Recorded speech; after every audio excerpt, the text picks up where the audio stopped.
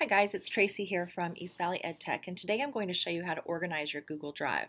So first of all, you have to log into your East Valley Google account, which I've already done here, and then come up to the waffle and select Google Drive. Now, I have a bunch of folders right here, and I also have files that are down here that need to be put into specific folders. So what I'm going to do is I'm going to come up to New and create myself a folder. And I think I will call this one EVSD 2018 to 19. And I hit create. And it's going to put the folder in alphabetical order. So here it is right here. Now you'll notice I have some color coding on my folders. I like to do this because it helps me visually locate where I need to go pretty quickly. If you'd like to add colors to your folders, you right click and then you go to change color and you just select whatever color it is you like. Now there's a couple ways to get your files into your new folder. One is simply to take your file, select it, and drag it up and just drop it into your new folder. You'll notice it takes it away from this files list down here, so it starts to clean up basically your file structure in here for you. If I want to move more than one, I simply select one of the files. I use the command key, I hold it down on my keyboard and then select a couple other documents and I drag that up and drop it right into that same folder. So I'm already getting rid of some of these extra files here. Now if I go into this folder, I want to show you that there's the files. I can even organize this further. I can create folders within folders. So what I would do is come up here and go back to New again, and I'm going to select Folder, and maybe this one is going to be called Algebra. Oh, there we go. If I can spell it, and I hit Create. Now within this EVSD folder, I can drag my algebra documents right up into that folder and further organize. So, I can repeat this process and do my history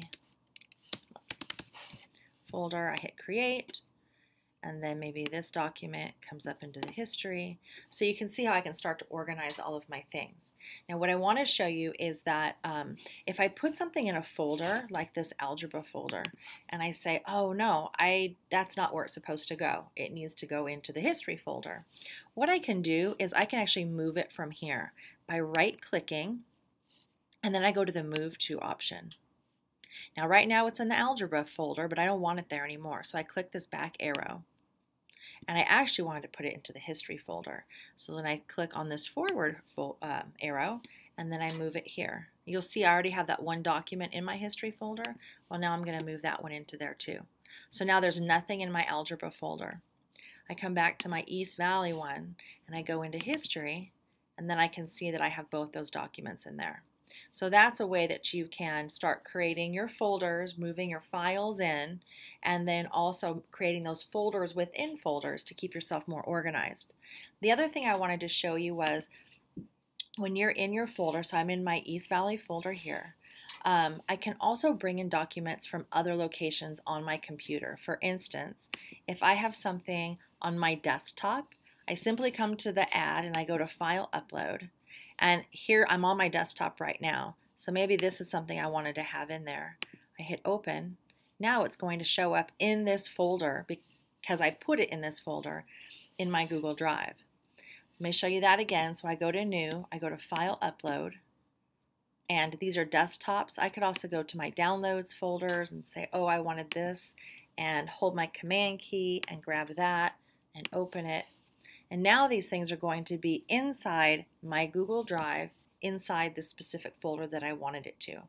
And from here I can drag and move them to where they should go. So out here back in my main file structure, these are my folders.